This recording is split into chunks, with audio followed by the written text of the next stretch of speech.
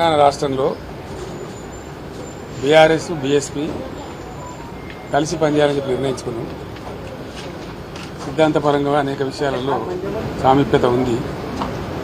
మేము అమలు చేసినటువంటి దళిత బంధు కానీ, దళిత సంక్షేమాన్ని తీసుకున్నటువంటిది కానీ, రెసిడెన్షియల్ పాఠశాలలు కానీ, ఇంకా చాలా విషయాలలో బలహీనల గురించి, వీకర్ సెక్షన్ గురించి పనిచేసిన చరిత్ర ఉంది. కాబట్టి దాన్ని అనుసరించుకొని ఒక ప్రతిపాదన వస్తే ఇద్దరం కలిసి చర్చించడం నేను ప్రవీణ్ గారు, వారి హైకమాండ్ కూడా మాట్లాడింది.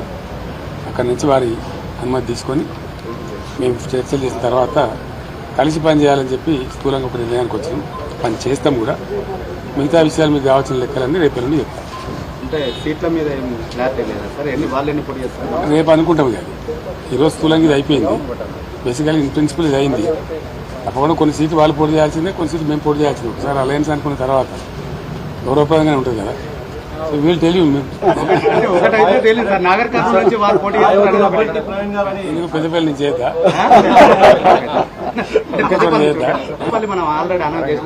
స్టేట్ ప్రెసిడెంట్ వరంగల్ నుంచి చేత ఎక్కడేం చేసి దానికే ఉంటుంది. జనరల్ సీట్లు కూడా చేయొచ్చు, జనరల్ సీట్లు కూడా చేయొచ్చు. నేను ఇంకా తనతో మాట్లాడలేదు. ప్రవీణ్ గారు మాట్లాడి ఓకే చేసుకొని మళ్ళీ నాతో మాట్లాడారు. నేను రేపట్ల మాట్లాడతాను. పాత పరిచయం ఇతర పార్టీలు ఏమన్నా కలిసి వచ్చే అవకాశం ఉందా? చూద్దాం ఏం జరుగుతుందో. నేను సస్పెన్స్ ఉంది కదా మన ఇప్పుడు. Thank you sir. Modi tour పై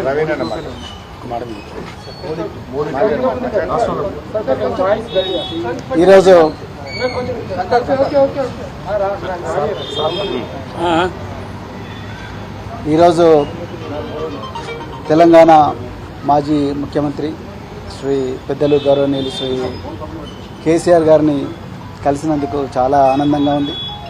మరి ఈ తెలంగాణనే కాదు యావత్ భారతదేశం కూడా ఈరోజు లౌకికత్వం అంటే సెక్యులరిజం, లౌకికత్వం ప్రమాదంలో ఉన్నది. మరి భారతీయ జనతా పార్టీ చాలా పెద్ద ఎత్తున కుట్రలు చేస్తూ ఉన్నది దేశాన్ని చిన్నభిన్నం చేయడం కోసం.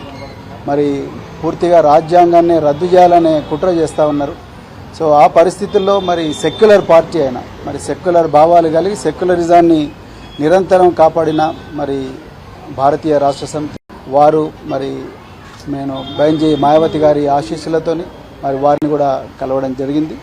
సో ఈ తెలంగాణలో ఈ రాజ్యాంగానికి ప్రమాదం ఏదైతుందో, లౌకికత్వానికి ఏదైతే ప్రమాదం ఉందో, ఈ బీజేపీ నుంచి తర్వాత మరి ఈ మధ్యనే కాంగ్రెస్ కూడా మరి బీజేపీ లాగానే మారుతూ ఉన్నది. ఈ రెండు పార్టీల నుంచి ముప్పు నుండి మరి తెలంగాణను కాపాడడం కోసం మరి మేము అంటే బహుజన్ సమాజ్ పార్టీ మరి భారతీయ రాష్ట్ర సమితితో కలిపి మరి పార్లమెంట్ ఎలక్షన్లలో కలిసి పనిచేయాలని ఇప్పుడే మరి పెద్దలు గౌరవనీయులు కేసీఆర్ గారి దగ్గర మరి మాట్లాడడం జరిగింది.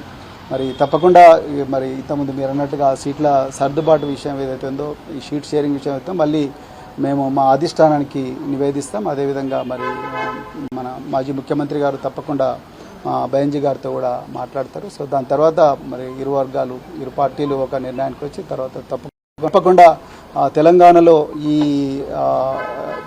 స్నేహం అనేది తప్పకుండా తెలంగాణ ప్రజల జీవితాలను మారుస్తుంది. తెలంగాణ ప్రజల విలువలను ఏదైతే గంగా జమున తహజీబ్ అని అంటున్నామో ఆ విలువలను, ఆ సంస్కృతిని తప్పకుండా కాపాడుతుంది. బహుజన వర్గాలందరి జీవితాలు బాగుపడతాయి. ఇలా నిరుద్యోగులు సంతోషంగా లేరు. సో పట్టుమని 4 నెలలు కాలేదు, ఇప్పటికీ మళ్ళీ నిరుద్యోగులు రోడ్ల మీదకి వచ్చే పరిస్థితి.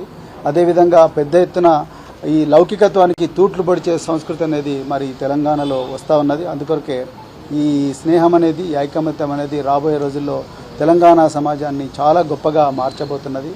సో చాలా ఆనందంగా ఉంది అలా మరి ఈ విషయం మీతో మాట్లాడుతున్నందుకు. తప్పకుండా తెలంగాణ ప్రజలు దీన్ని ఆస్వాదిస్తారు, ఆశీర్వదిస్తారని చెప్పేసి నేను కోరుకుంటున్నాను. కేసీఆర్ గారు మరి ఈ సమయం మాకు ఇచ్చినందుకు మరొకసారి ధన్యవాదాలు.